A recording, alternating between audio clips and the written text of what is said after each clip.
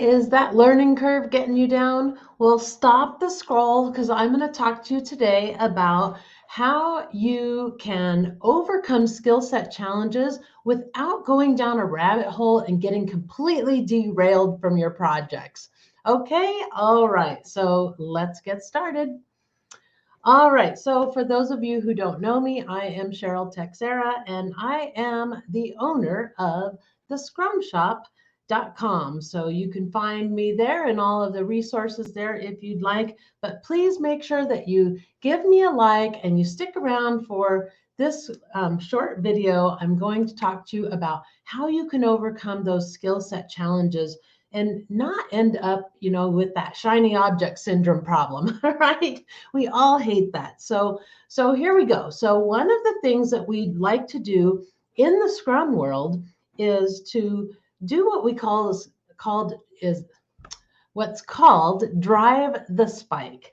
And what I mean by that is when we're having a learning curve and we're trying to figure out if we can actually, like if we actually have the skills to make something happen, and if it's possible that something can happen, what we do in coding is we drive the spike. And basically we lay out the framework and what we kind of call the happy path of everything that we're going to be doing. And when we do that, we're back actually driving through all the different technology that we're going to need to do, all the different languages of coding that we need to do. There's a lot of layers in coding.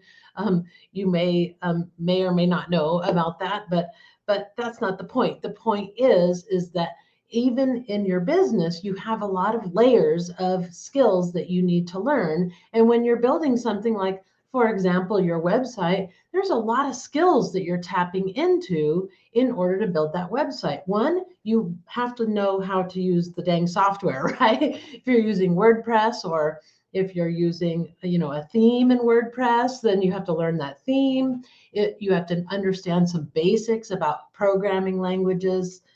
At times, especially if you want to do anything more advanced, you need to learn design skills. You need to learn copywriting skills.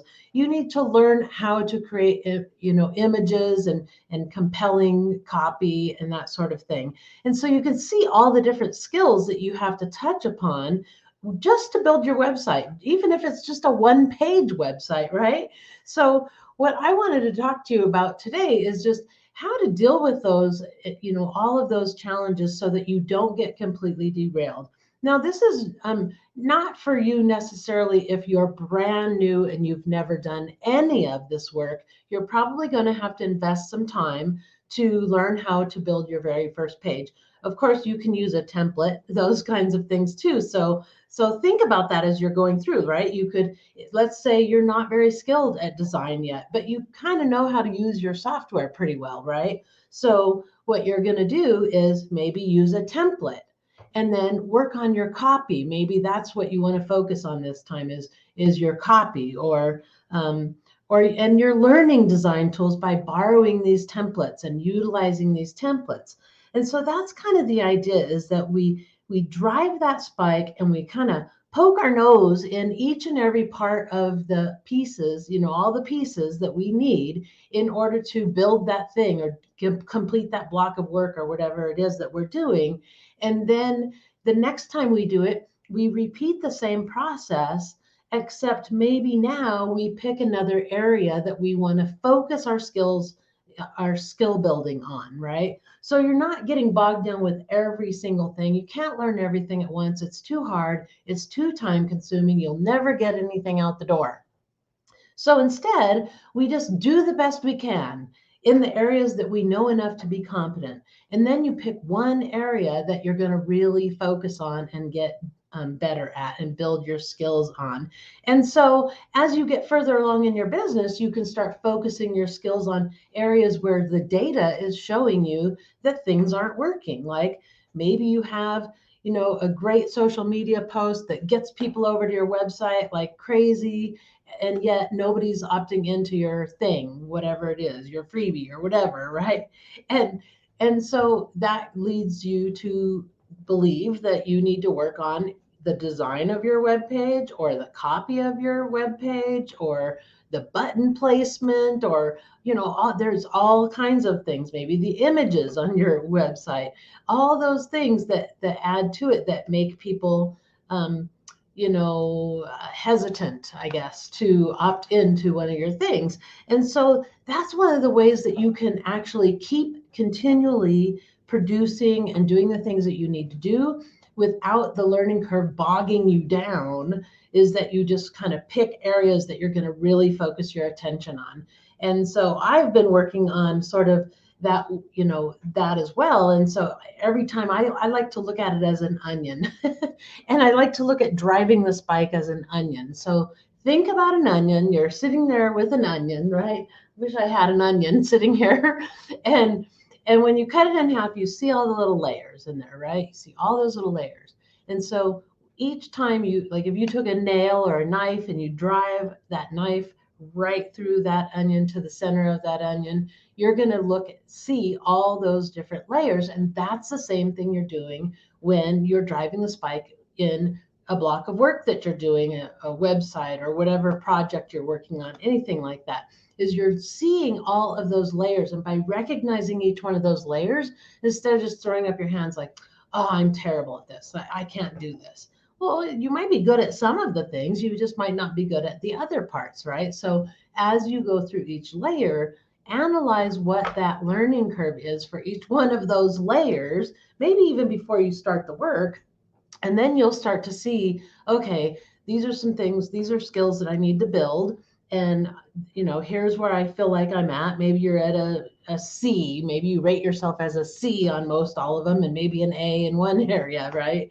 Then you can start working on those C's and improve to a B and then improve to an A and keep working on those things every time you iterate through these types of projects so that you get better. Now, yes, that can be frustrating because you feel like, oh, I'm going to have to go back and redo work then if I don't get it right the first time.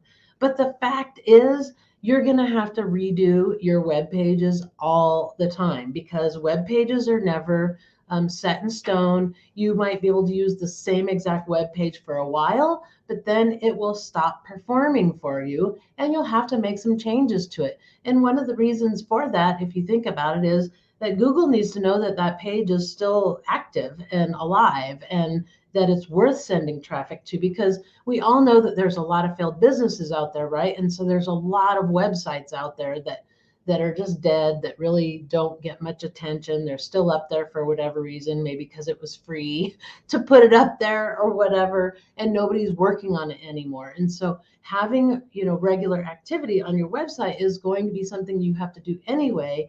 And even the most seasoned coaches I see who I know are successful are always changing their web pages, their sales pages all the time, because it's a test, right? It's a work in progress. You're always making progress. You're always working toward better conversion rates, better performance, and less work for you in the long run, right? More automation, more, more times where you make money while you're sleeping, all of those things. So keep working on it. Keep looking at that learning curve as simply challenges that you get to face every day in your job, which is running your business. And how exciting is that, right? So how exciting. Some of the most exciting times I had in my career in IT was when everything was broken and we were working together to fix it and make it better. And we were coming up with, amazing, innovative approaches to solving problems for the users that we were building software for. And it's very exciting. And so if you think about it that way and think about the art and the science of it, you might be able to enjoy it more and embrace that learning curve a little bit more. And know that you don't have to learn everything at once. You can just learn little bits at a time, give yourself some breathing room, and then take a little time to do research on one specific thing, but not on everything, because you'll get completely derailed from what you were trying to do.